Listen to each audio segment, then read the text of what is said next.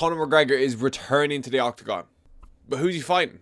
Will it be Chandler, Holloway, Masvidal, Prates? Let's talk about it. In today's video, we're going to talk about all the evidence we have about who Conor McGregor's next opponent will be, and we're going to have a look at actually all the options. But before we get into it, boys, the road to 5k has begun. The channel is popping at the moment. Thank you all for the love of the channel so far, but enough of that fucking softy bullshit. Let's get into this. Conor McGregor is back, and Conor McGregor's next opponent is going to be in this video, and we're going to go through all the possibilities that I think is going to be leaning towards McGregor's return. And as you can see on screen, we have a clip from Ariel Helwani. We have loads of other clips, potential opponents, but there is one, as you can see on screen now, Max Holloway.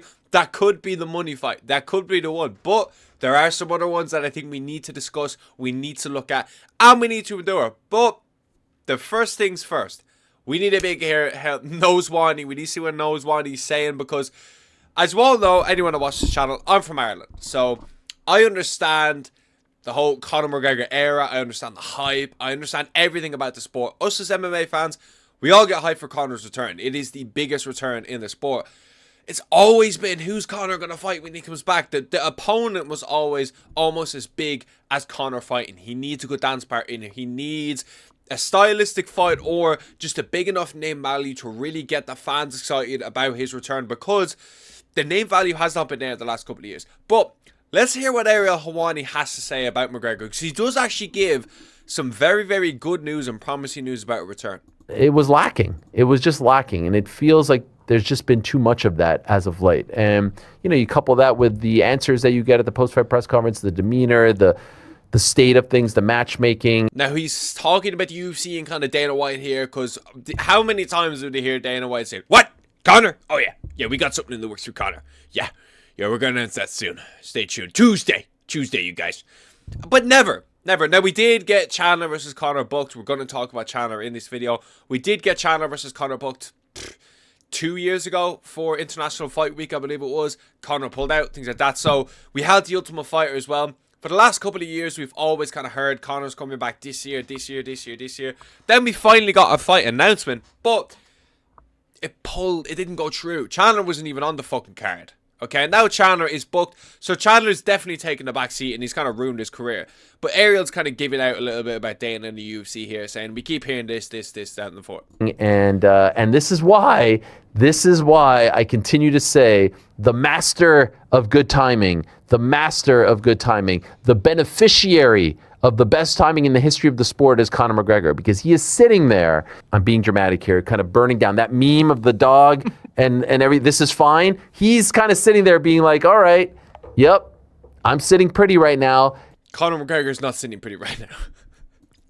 Conor McGregor is not sitting pretty right now, simply because the hype has never been as low for McGregor. The anticipation for McGregor's return has never been at an all-time low. No one's excited for McGregor anymore. The people in Ireland, trust me, I'm telling you now, as someone who lives in this country, as someone who saw Conor McGregor when he was fighting in the first UFC to where he is now, it's a million miles apart. I've seen every step of the journey. I've seen when he was the most talked about person in the fucking world, till he was literally the most hated man in Ireland a year and a half ago. We know why. I'm not going to get into it.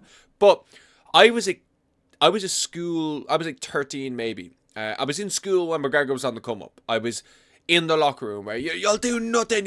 Who the fuck is that guy? I was there. I was a prime kid in Ireland seeing Conor McGregor on the come up.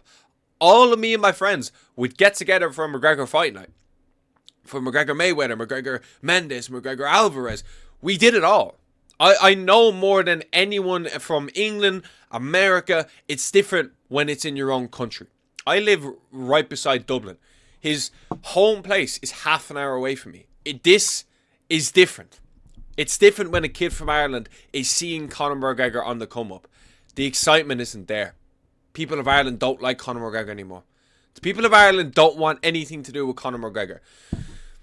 The amount of shit that has happened over the last couple of years with McGregor. Now, he is in a very good position to come back, because in ways, I should say, because the UFC, a lot of people saying the UFC isn't what it was, it's kind of stale. Maybe this will inject a lot of the old fans or people that used to watch the UFC. Maybe they might like someone they see in the prelims. They might like the co-main event. They might see another star on the horizon. So Conor coming back is definitely a massive plus. I saw the Nelk boys say there's no bigger fight than McGregor. And I want you all to sit on this and let me know what you think about this down in the comments below, what I'm about to say. But I genuinely think if you put Conor McGregor versus Michael Chandler as an example, I genuinely believe that Ilia Topuria Islam Makhachev would do better numbers than Conor versus Chandler now. Like right now. I genuinely believe that. If it was targeted as double champ versus double champ the first time in history and they promoted it and then just kind of did the normal stuff with McGregor, genuinely, I think Ilia versus Islam could outsell Chandler. What do you think about that? Is that crazy? I genuinely think that's facts. Of course you want me back. And I'm telling you, we Take it from someone who lives in Ireland. He has no hype in this country anymore. told you about the meeting 2 weeks ago. I told you it went well. PT told you it went well. At this point, I think it would be safe to say that it would be a disastrous situation. Something disastrous would have had to have happened if he's not fighting on July 11th. They need this now more than ever. They need Conor McGregor to be on this card. They need this guy now more than ever, and they have to do everything I'll let Hawani cook. in their power to make this happen. Let's play this clip of Max Holloway, because Max is very cerebral. Max is very calculated when he Now, he just kind of says, Max says BMF stuff and that. We'll let Hawani play it, actually. says things. Charles isn't getting that Conor fight after that fight. I don't even think Conor wants a BMF title. I think Max is trying to tell us something there. And I would put him with Nate out. It feels to me like he's trying to tell us, like, this is what... He didn't play the clip, but Max basically says, I actually... Where is it? Oh, we're going to get to that. I have a clip of Holloway here. We're going to get to that as well, but Ariel says we need Conor now more than ever. Man, I'm telling you now, the hype for Conor McGregor would not be anywhere near to what it was when he comes back. Now, would there be drastic number of media days, and would there be a different level of promotion? Would there be more hype than a casual main event of a pay-per-view? Yes, absolutely. I'm not denying that. I'm not saying it wouldn't be that. But the hype for McGregor is so much less and, you know, dried up, and compared to what it was, it's nowhere near what it was. It's stale.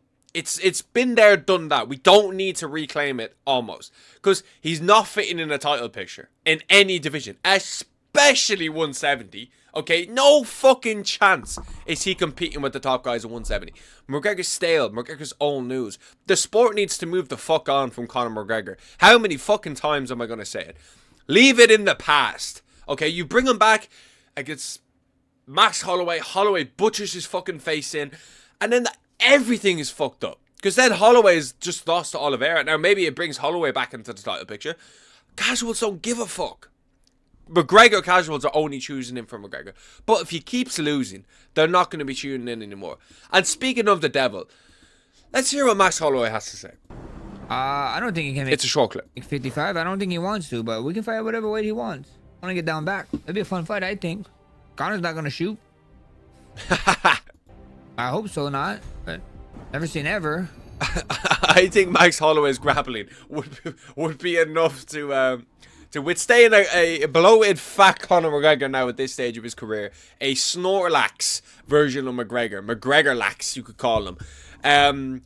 I think Holloway's going to be for McGregor. I think this makes the most sense. I think you can market this a little bit differently to, you know, other fights compared to, like, you know, Masvidal is on this list. Masvidal is on this list, and we're going to listen to a little bit of his clip here with Salim the Dream. I don't think Masvidal is a big fight now. You can promote it in a way of unfinished business, the first BMF versus the first ever global superstar. But look at Masvidal, his belly's sticking out, man. He's got a spare tire there just for fun. Masvidal's fat, old, and no one cares as well. Same thing with Conor. Why stop bringing back these old names? Holloway at least is in the picture. Holloway literally just fought for a BMF belt 3 weeks ago. Yes, he lost in devastating fashion, but Holloway's been around. Holloway, if he had won that, God knows what would have ended up. He probably would have fought Sarukian. But still, just give us someone with name value that's currently in the sport. If you're bringing back Masvidal, it's just going to be sad, because they're going to be fat old men just fighting for a paycheck. Is that really what we want these last two generational fighters to be remembered as? Two fat slobs fighting it out this stage of their career. Does anyone know the Homer Simpson meme where he runs down the street and he's just out of breath? That's going to be them at the end of the first. It's going to be a joke of a fight, an embarrassment on the sport. Casuals will walk away laughing at these two fat old retirement men scrapping it out for one last paycheck, and then they'll never watch UFC again.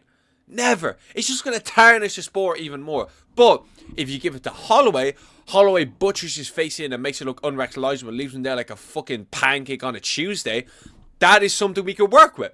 That builds Holloway's style to a new level. But Masvidal will just fuck off anyway. So you might as well build someone that's actually in the UFC. You might as well give Max someone who just lost in the worst way possible. Give fans a reason to forget that.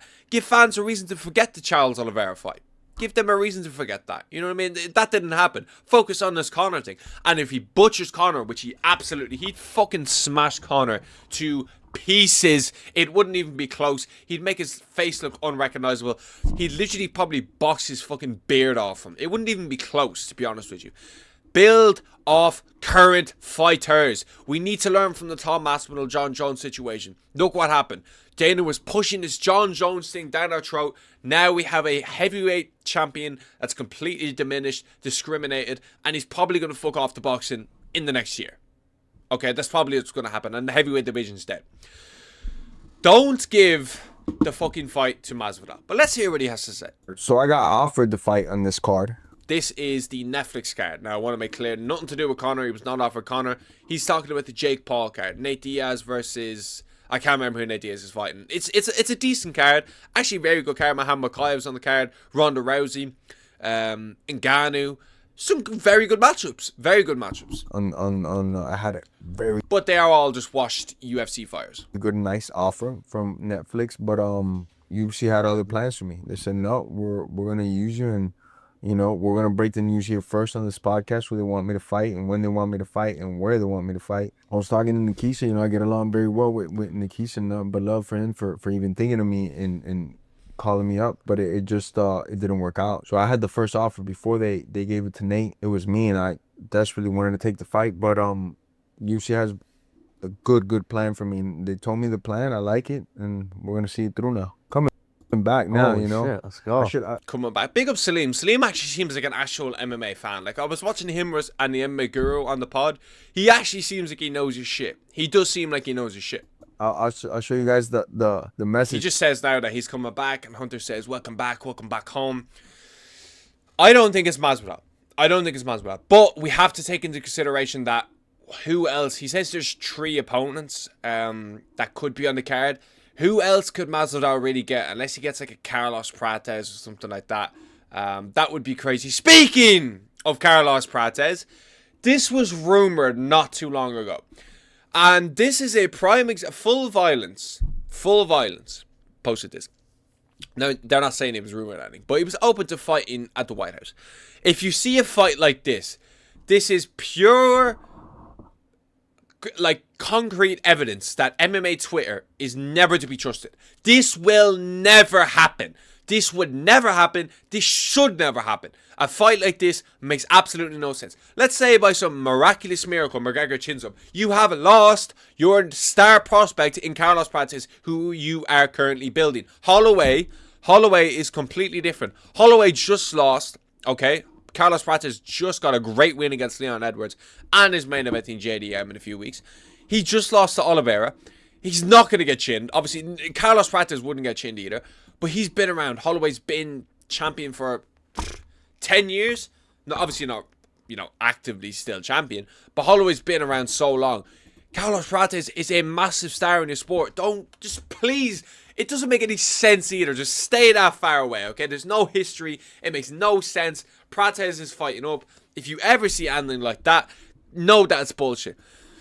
There was one more person. And Dustin Poirier summed it up perfectly. It's just a layup for Conor. Now, Chandler was always the fight. Chandler was always the fight that was pushed down our throat. It was always the fight that UFC wanted. It was always the fight that Chandler wanted. It just seemed like it was the fight. But he's fighting Mauricio Rufy. He's going to get his head cleaned off. He's going to get decapitated. It only leaves Masvidal or Holloway, because Prates is booked and Chandler is booked. And these guys are the only ones who have had link to Conor the last couple of months. Specifically these two. But mainly Holloway. He had, obviously Chandler had the fight booked and things like that. That was a long time ago. He was just kind of rumored.